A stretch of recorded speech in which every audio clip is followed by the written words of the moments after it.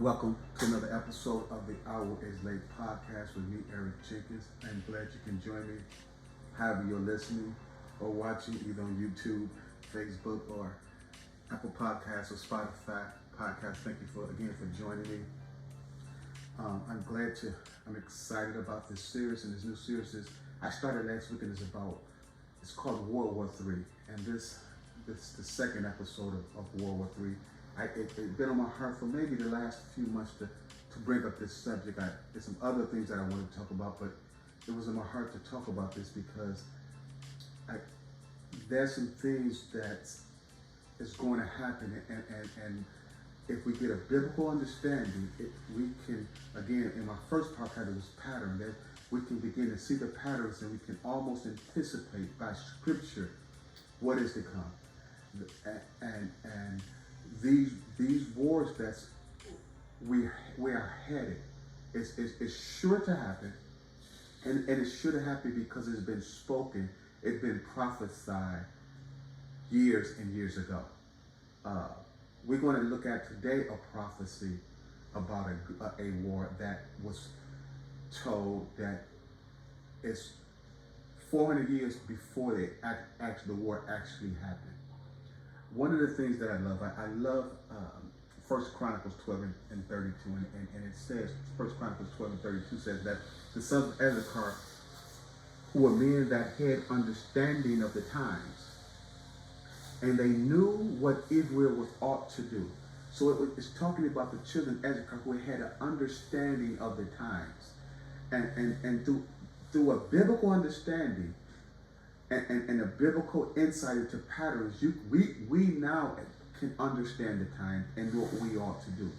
Because the things that are going to happen has already been foretold. Matthew 24 talks about when the disciples asked Jesus, what shall the end be and the sign of your returning? And Matthew 24 details a lot of things, and the Bible details a lot of things to come. And if we can really get into the Word and begin to see those things, we're better able to forecast what's to happen and have a greater understanding of the times. And the Scripture leaves markers so we can see that we not be caught in the dark, but that we can be assuredly knowing what's to come. And so today, this podcast and the next few, I'm just going to be in one book, and that's the book of Daniel. And the book of Daniel has some of the most profound prophecies in the Bible to me. It's pretty prophecy. Isaiah is a great prophet. All of them great prophets because they are true prophets because they heard from the voice and the mouth of the Lord, and what they heard is sure to happen. It's just in Daniel has probably the most, let me not say the most, Daniel prophecies of our time are I believe, is relevant and insightful in what's going to happen in that time. And the prophecies we're going to deal with today was that Daniel prophesied something earlier that happened 4 years. He prophesied about it 4 years before it happened. And the accuracy of his prophecy, of course, because they got it from the Lord, is astounding. The accuracy of his prophecy is literally astounding. And you know he couldn't have got nothing this but from the Lord, because it was 400 years again before it ever happened. We're going to be dealing with a few chapters in Daniel. I want to start in Daniel 10. I want to start in Daniel 10 today, and I'm going to begin to read from Daniel 10. So in the third year of Cyrus, king of Persia. Now Persia is, let me kind of back up for a minute. So in the last podcast of World War III, I talked about there seems to be 3 wars that may be imminent. And the first one I said the war between Iran and Israel, that Israel may do a preemptive strike on Iran to keep them from getting a nuclear war. The second one is, of course, the war that's going on now, Russia and Ukraine. The third one is that China may want to annex Taiwan, which would draw America into it, which can also be a potential for World War III. I said in the other podcast, the one I believe it's most likely to happen. It's one happening now, but one that may extend to a War III, is that Israel preemptively strike Iran so that they cannot get a nuclear warhead. Um, they've been fighting for hundreds of years, and whatever plays out from today, from past and future, Jerusalem, Israel will always be the theater of all that takes place. Let me say that again. In past, and now, and in the future, Israel, the country Israel, will always be the theater that all these things, all these conflicts, all these things shall play out. And Jerusalem, Israel, will be the theater for all those things. However it takes place, Israel will be the theater for whatever to happen. In the past, now, and in the future. And so I'm going to go pick up again from Daniel chapter 10. In the third year, Cyrus, king of Persia. Persia is modern day Iran. So Persia is modern day Iran. At the time this prophecy was written, Persia was the most, again, at the time, the most powerful empire that the world ever known at this time. Of this prophecy. So again, Persia is modern day Iran. In the third year, Cyrus, king of Persia, a thing was revealed unto Daniel. Something was revealed unto Daniel, who was called Belshazzar. He would pick that name up when he was exiled of Babylon. And the thing was true. And it says, if something was told Daniel, and the thing was true. The message was true. And he spoke about it. The message was a great conflict. That was the message that Daniel has. And that great conflict was in the past. There's going to be another great conflict now. And there will be a great conflict in the future. And again, Israel will always be the theater for those conflicts. It is the center of those conflicts. Interestingly enough, Israel sits in the center of the earth. If you Google that, Israel sits in the center of the earth. Some have it Turkey, some have it Israel, but Turkey and Israel is next to each other. But whatever the great conflict that past, present, and future, Israel would always be the theater for that. And so if we keep that in mind, then everything can be worked out from that center, and that center is Israel. And it said, but the time appointed was long. So he got the prophecy, but the time of its fulfillment was long.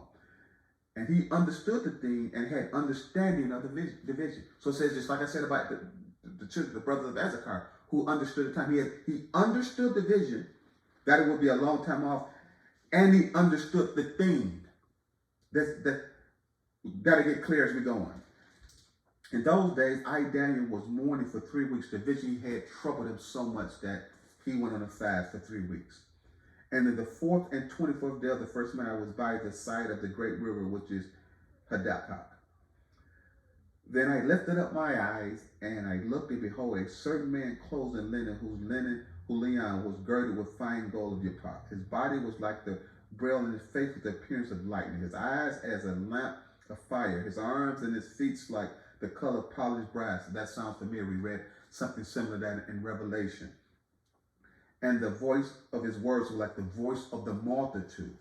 And Daniel alone saw the vision, for there was men that was with him, saw not the vision, but a great quake, a great fear fell upon them, so that they fled to hide themselves. Therefore I was left alone, and I saw this great vision. So it's a great vision. And there remained no strength in me, for my comeliness was turned into me into corruption. I retained it. He fainted at this vision. Yet heard I the voice of the words, and when I heard the voice of his words, then was I in a deep sleep on my face, and my face was towards the ground, in a prostrate position. And behold, a hand touched me and set me upon my knees and upon the palms of my hand. This is Daniel speaking. And he said unto me, O Daniel, a man greatly beloved, understand the words that I speak unto thee. Notice again, the thing of understand. We are able, if we get into the scriptures, if we follow the scriptures and meditate on the scriptures and hear from God, we're able to understand and forecast what's to come. Beloved, understand the word that I speak unto thee, and stand upright, for unto thee am I now sent. And when he had spoken these words unto me, I stood trembling.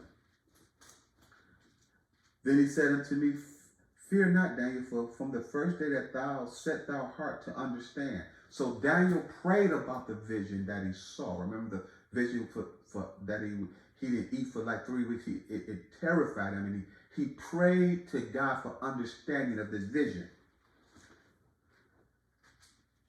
Verse 12, and they said, and then he said unto me, fear not, Daniel, for the first day that thou settest thy heart to understand and to chasten thyself before thou God, your words was heard, and I come for thy words. You come to reveal to Daniel his prayer of this vision. But watch this, but verse 13. But the prince of the kingdom of Persia withstood me 21 days. But lo, Michael, one of the chief prince, came to help me, and I remained there with the king of Persia. That's very, very important. I'm going to read it again. So the vision terrified him. He prayed about it for 21 days. Now, an angel comes to reveal to him what this, so he can have an understanding of what this prophecy was. And he said, but the prince of Persia, the prince of the kingdom of Persia, withstood me 21 days. And lo, Michael, one of the chief princes, came to help me, and I remained there with the king's pearl of Persia. So we understand that this Michael is the archangel Michael. So when he says that he came, but the prince of the kingdom of Persia withstood him, it's not the physical king of Persia. It's the spiritual, demonic principality of Persia that withheld him, and that he needed assistance from the archangel Michael. So it's a spiritual war. When he speaks of this king, this prince of the kingdom of Persia, he's talking about a principality in the spiritual realm. So there was a spiritual war over Iran, modern day Iran, in Persia, that Daniel don't receive this revelation, understanding of this, to get an understanding of revelation, or get an understanding of the prophecy that he was given. That's important because it's that same prince of Persia that runs that principality over Iran still exists, and there's a spiritual war that is the catalyst for the natural war. So the war that we see that are fought naturally begins and fought first spiritually. And we can see these angels collide as they begin to try to send Daniel this revelation of the prophecy that he heard. And again, the prince of the kingdom of Persia, this not an angel, this demonic angel, withstood him. There was a fight, and then the archangel Michael had to come in and assist. Now, it's clear that it says, Michael, one of the chief priests, came to help me and remained there with the king, and I remained there with the king of Persia.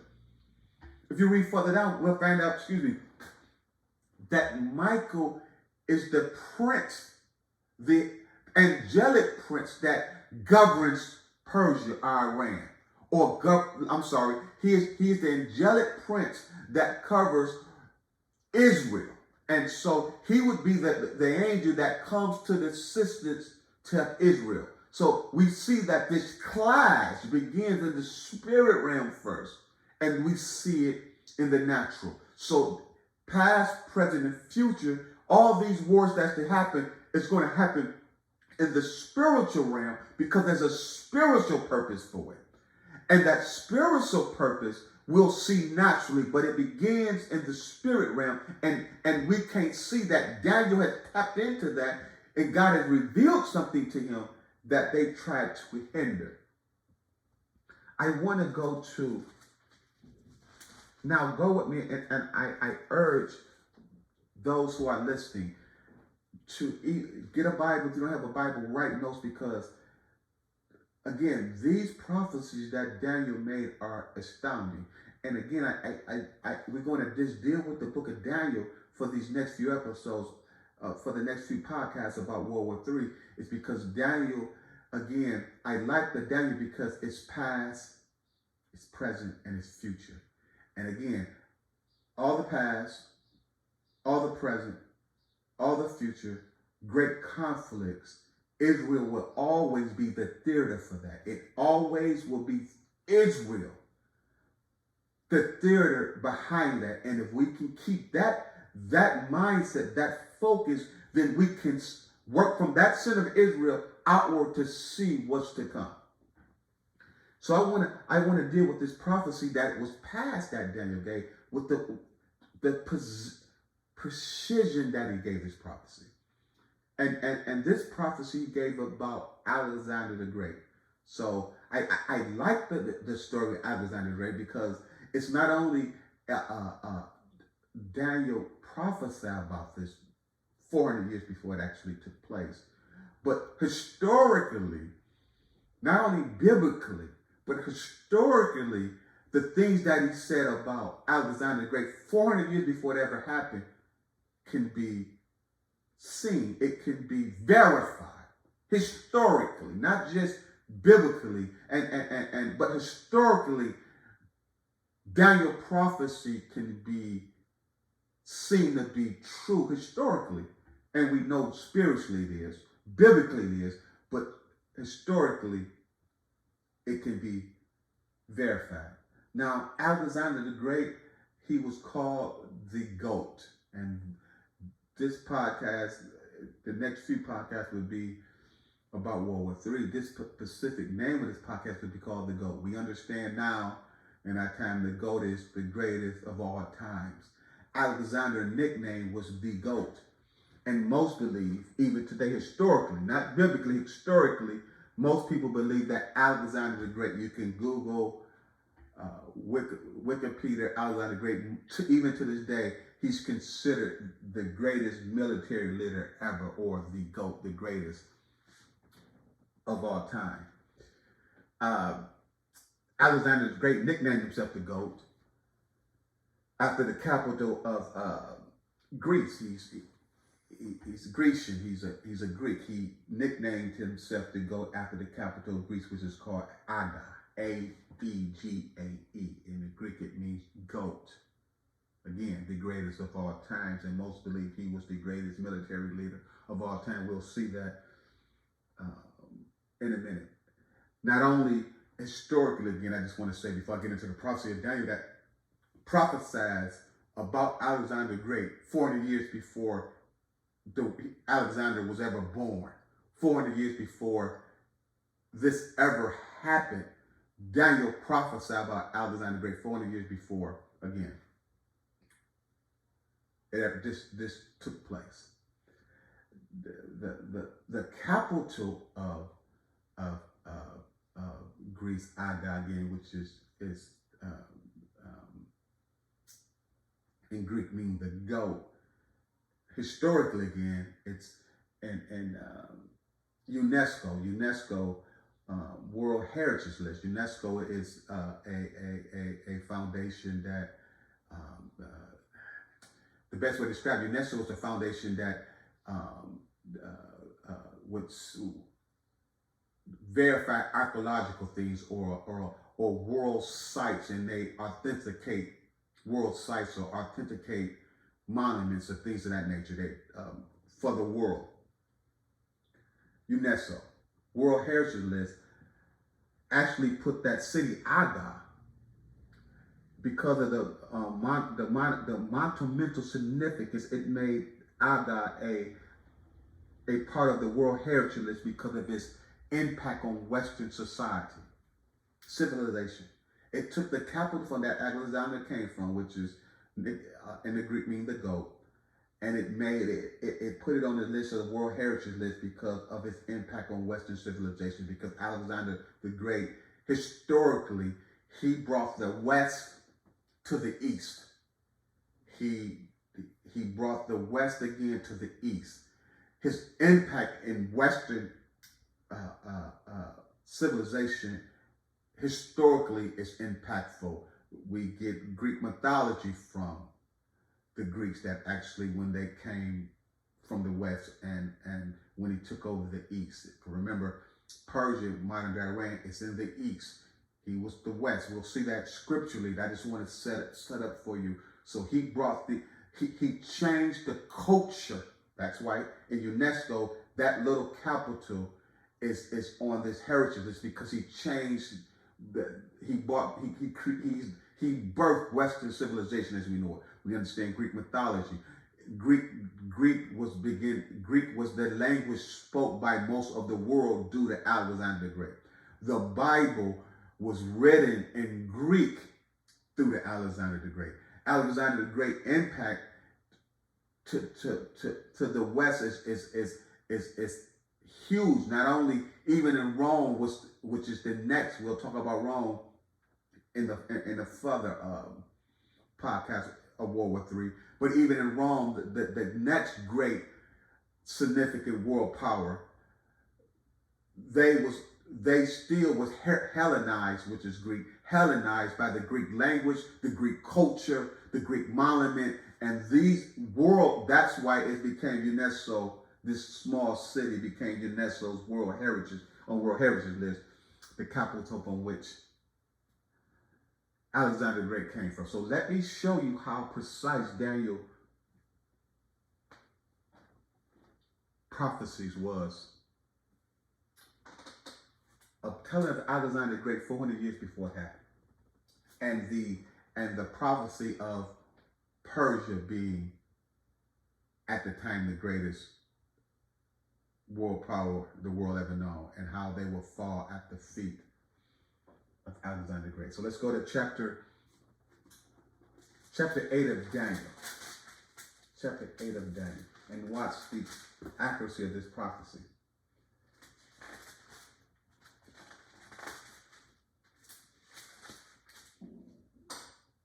In the 3rd year reign of King Belshazzar, a vision appeared unto me, even unto me, Daniel, after that which appeared unto me the first.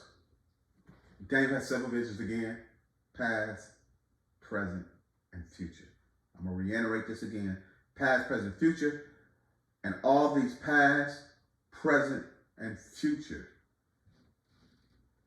Israel, Jerusalem, the nation of Israel will always be the theater for all these, past, present, and future. And I saw the vision, and verse 2, and it came to pass when I saw that I was in Shanghai in the palace, which is the province of Elam. I saw in the vision, and I was by the river Ur. Then I lifted up my eyes, and I saw, and behold, there stood by the river a ram, which had 2 horns, and the 2 horns was high, but one was higher than the other, and the higher came up last.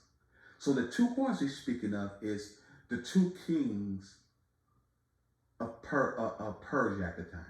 There was 2 kings of Persia, Darius the Mede and Cyrus, 2 kings of Persia. So the 2 horns that Daniel prophesied of was the 2 horns of the 2 kings of Persia. One was King Darius, one was King Cyrus.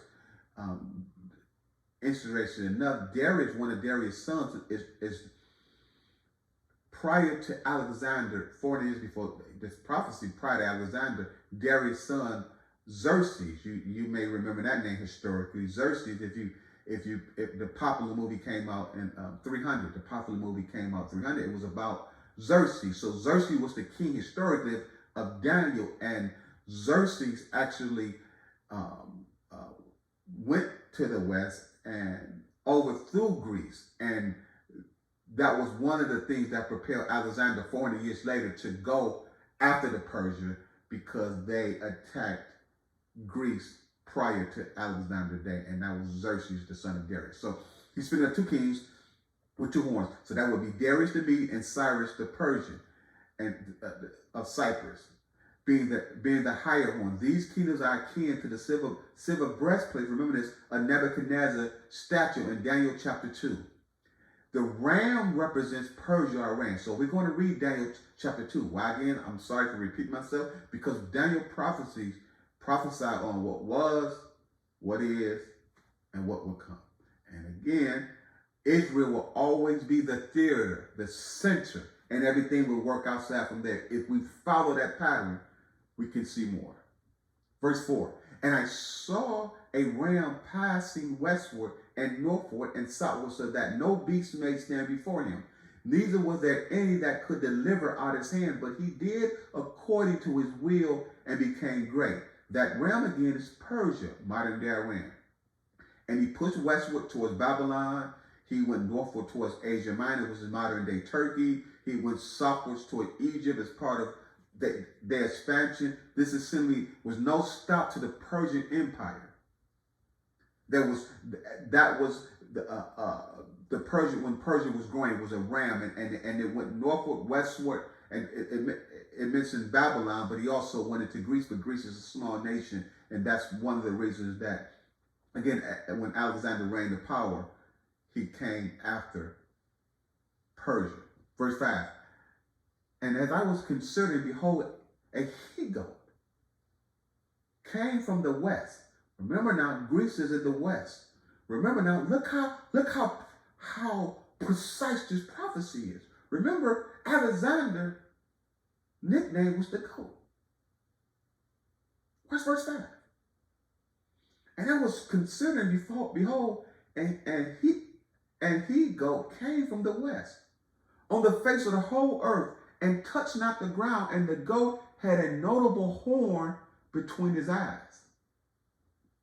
So Daniel 8:5 talks about a goat. 40 years prior to this, he spoke of Alexander the Great, and he called him to the position of goat in Alexander the name. Historically, this is proven, not biblically, not only biblically, but historically.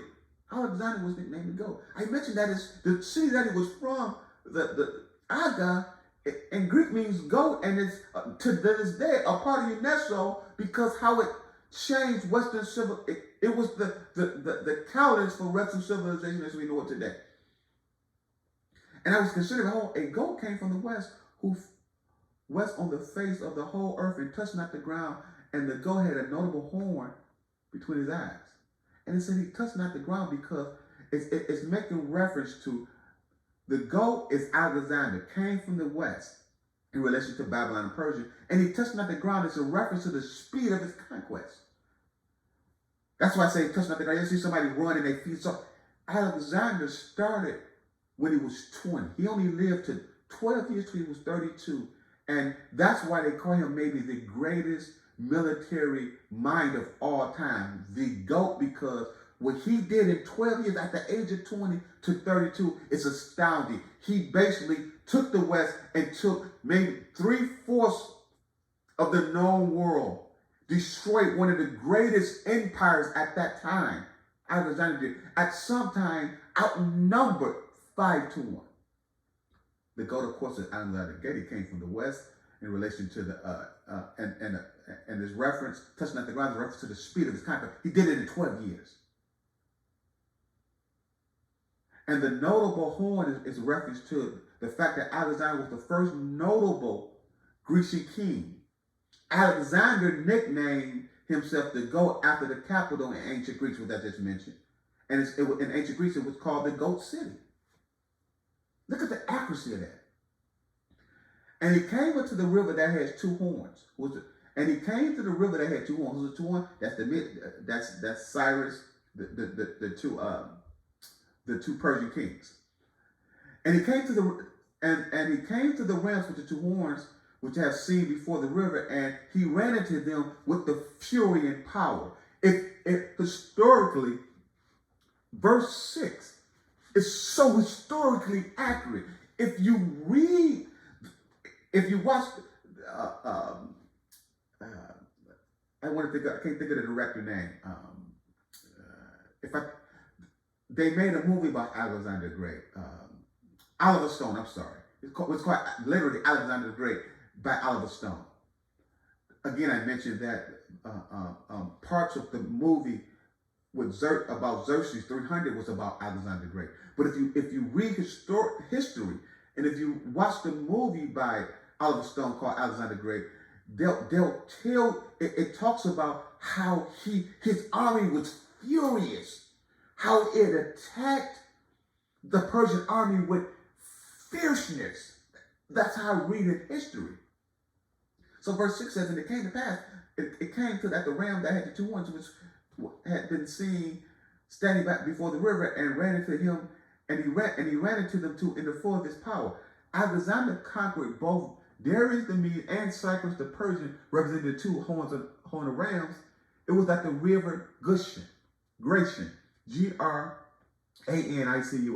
historically accurate. If you read the story, it'll tell you that he won his first victory over Darius, the king of Persia again. The fury of his power speaks of the speed in which Alexander not only assembled and diverted his forces, but utilized his famous cavalry to run down opposing infantries with a fury of power.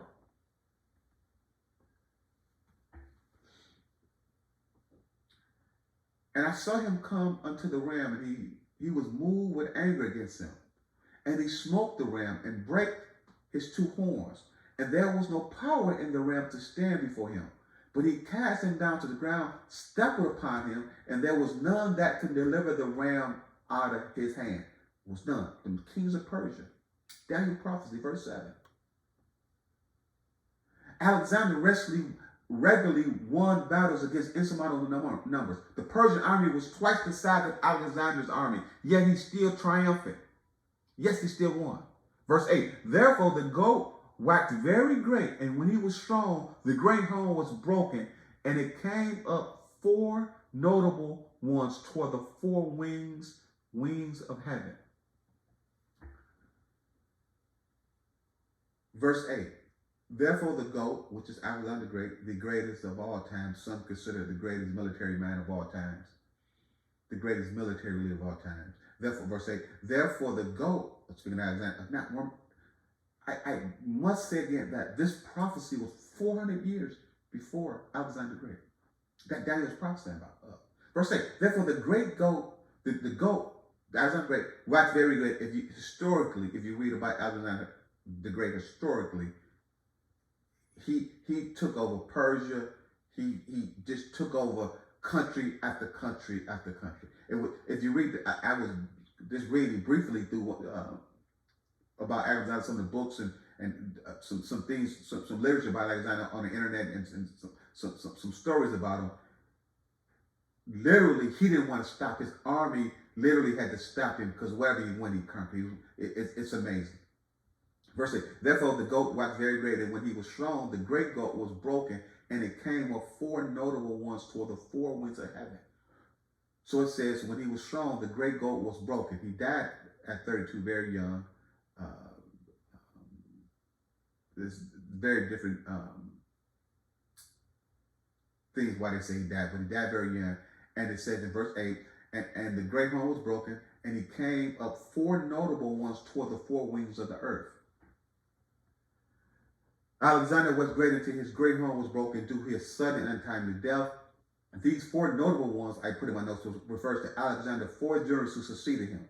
Cassandra, historically, these are historical names. Now, this verse 8 of Daniel, look how precise his prophecy is.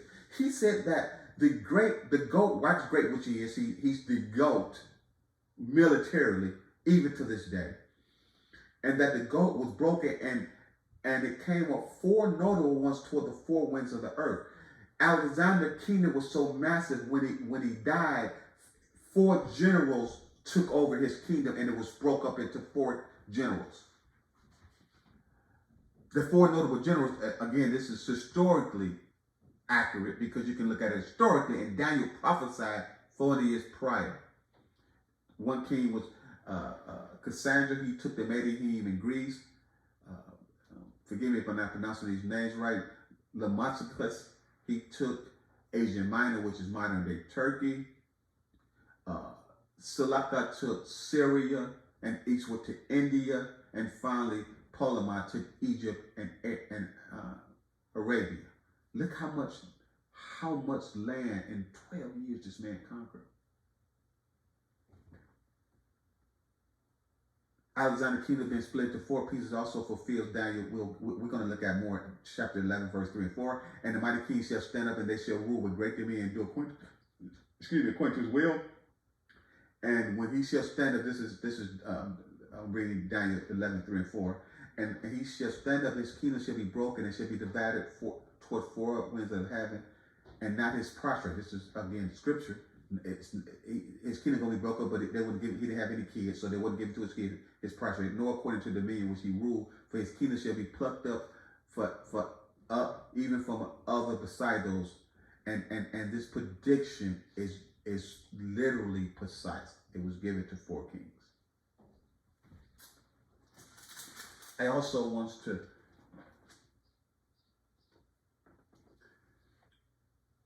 if you go to Daniel, stick with chapter 8. I just want to read verse again in Daniel chapter 8, verse 20 through 23. It gives a small interpretation of Daniel's prophecy. So it said, the ram which thou sawest having 2 horns are the kings of Midian and Persia. It's interpreted first. Again, if you go to Daniel 20, verse 20 to 21 and 23, the ram, I just said, which thou sawest was the 2 horns of the kings of Midian and Persia. Watch how precise this prophecy, the angels giving Daniel understanding. Listen how precise this prophecy is. And the goat is the king of Greece. And the greatest horn that is between his eyes is the first king. He was the first mighty king of Greece. Now that being broken, whereas 4 stood up for it, 4 kingdoms shall come, standing out of the nation, but not in his power. So it's saying, which I mentioned the 4 kings, historically, you can find this out historically, that was written in Daniel 400 years before this ever took place. It's in the Bible, but historically, these kings, you can historically put these, he prophesied to the precise accuracy. Verse 23, now these being broken, where 4 stood up for it, 4 kingdoms shall be stand up out of the nations, but not in his power. What it's saying, these 4 kingdoms would never be as great as Alexander was at his height. We see that these prophecies of Daniel are precise. I am about to close, but I want to bring home this point for our next podcast. We're going to stand Daniel because remember Daniel prophesied what was, what is, and what's to come. Past, present, and future. And if we keep that as precise as Daniel was with this prophecy of Alexander the Great, he also prophesied what's past, what is, and what's to come. And we're going to look at what Daniel said. If his precision to what passed, and we can see it, and I guarantee his prophecy are true. If we can see those patterns, past, present, and future, we can see Daniel's prophecy of what's to come. Past, great conflicts, past, present, and future, and the theater for all these great conflicts. It's a spiritual. It happens in the spiritual realm. That's what I went to Daniel chapter 10 first. And the angel told Daniel that the prince of Persia withstood me, and Michael, the archangel, had to come. It was so there's a principality, a spiritual principality that reigns over America, reigns over every nation.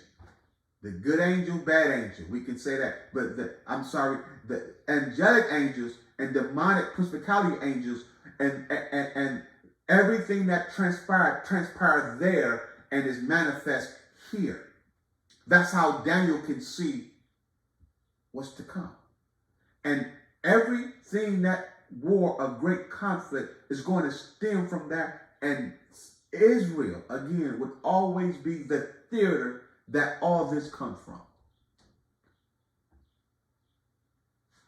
What do Daniel 10, the book of Daniel, what I just read, Daniel 10, Daniel 8, has to do with Israel?